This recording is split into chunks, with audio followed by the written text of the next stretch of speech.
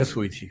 यह हमारे संविधान का अनुच्छेद 1 है और उसमें लिखा हुआ है India that is Bharat shall be A union of states. बड़ी इंटरेस्टिंग बात है कि उस समय डिबेट थी कि भारत का नाम भारत रखें या इंडिया रखें। कुछ लोगों ने आर्यव्रत भी कहा, आर्यव्रत कहा, कुछ ने हिंदुस्तान कहा, सब नाम चले। अंत में सहमति बनी कि नहीं, भारत और इंडिया ही ठीक है। नेहरू जी ने खुल के तो नहीं, पर नेहरू जी के पर्सपेक्टिव से जो बात वहां पर ज्यादा आई वो ये थी कि हमारे संविधान के बनने की प्रक्रिया में जो बहुत सारे एक्ट थे जो अंग्रेजों ने बनाए थे, जैसे इंडिया इंडिपेंडेंस एक्ट 1947 का है, 1935 का एक्ट था, उन सब में इंडिया का इस्तेमाल था। उस समय के भारत की तरफ से जो समझौते अंतर्राष्ट्रीय थे उन सब में इंडिया नाम था। पश्चिम की दुनिया हमें इंडिया के नाम से जानती थी, अमेरिका हो, फ्रांस हो, कोई भी हो, सब इंडिया जानते थे। नेहरू जी का मिजाज जो था वो ये भी था कि हमें ग्लोबल पर्सपेक्टिव में चीज़ों को देखना है, पूरी दुनिया से संवाद करना है, क्योंकि उनकी रुचि अंतर्राष्ट्रीय मुद्दों में ज़्यादा थी, बहुत ज़्यादा थी।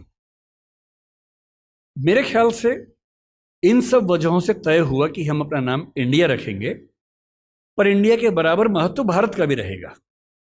तो लिखा गया India that is Bharat, India जो कि भारत है, राज्यों का एक संघ होगा। 4 दिन पहले की बात है, मैं हॉलैंड में एक टैक्सी में बैठा हुआ था। इंटरेस्टिंग बात सोच के देखिए, टैक्सी का ड्राइवर मोरक्को का रहने वाला था। उसको जैसे ही पता लगा मैं भारत से हूं, उसने मुझसे यही सवाल पूछा। उसने कहा कि यू आर फ्रॉम इंडिया? मैंने कहा yes. We are listening to a debate India और Bharat, what do you think? मैं बड़ा चकित कि ये मोरक्को का आदमी हॉलैंड में रहता है, इसके मन में ये सवाल आ रहा है। तो मैंने कहा कि ये तो राजनीतिक कारणों से हुआ है, लेकिन बात अपने आप में सही है। मैंने कहा जैसे बॉम्बे मुंबई हुआ, मुझे खुशी हुई, क्योंकि मुंबई की आबादी के लिए मुंबई में जो मजा है वो बॉम्बे में नहीं है। बॉम्बे तो अंग्रेजों ने नाम दिया था। कोलकाता को कैलकाटा अंग्रेजों ने किया, तो बंगाल के लोगों ने कोलकाता कर दिया उसको। दिल्ली को दिल्ली के लोगों ने दिल्ली कर दिया, दिल्ली ही बना के रखा हुआ है, DILLI, ये होना चाहिए। कहे कि दिल्ली भाई, हम क्यों दिल्ली बोलेंगे दिल्ली को? ये सारे तर्क अगर सही हैं, अगर बर्मा का नाम म्यांमार होना सही है, क्योंकि उनकी जनता की आवाज तो म्यांमार में है, बर्मा में नहीं है। श्रीलंका और सीलोन की डिबेट में वो अपने आप को सीलोन ना मानना चाहे, श्रीलंका मानना चाहें, क्योंकि उनकी भाषा श्रीलंका बोलती है। तो मेरे मन में सवाल बड़ा साफ आता है कि भारत इंडिया क्यों होना चाहिए। मैं फिर स्पष्ट कर दूं, मैं सरकार के पक्ष में नहीं बोल रहा हूं, मुझे उनसे रत्ती भर मतलब नहीं, मैं एक विचार की बात कर रहा हूं। और मैं जब संविधान पढ़ाया करता था, अनुच्छेद 1 पढ़ाते हुए मैं हमेशा बोलता था कि मुझे चुभन होती है ये पढ़ते हुए कि इंडिया दैट इज भारत। दोनों ही लिखने थे तो भारत दैट इज इंडिया कर देते। अगर दोनों ही लिखने थे, ठीक है, दोनों रखें, क्या दिक्कत है। इंटरेस्टिंग बात इसके बाद है, मोरक्को के उस ड्राइवर ने उसके बाद पता है क्या कहा?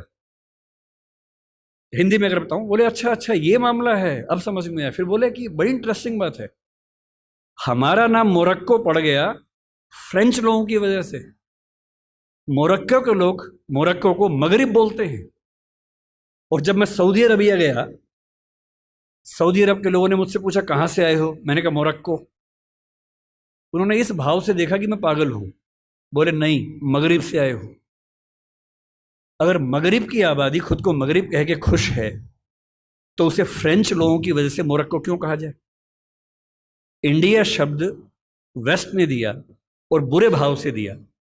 उनकी नजर में इंडियन होने का मतलब है बहुत पिछड़ा हुआ होना, रेड इंडियंस, वेस्ट इंडियंस।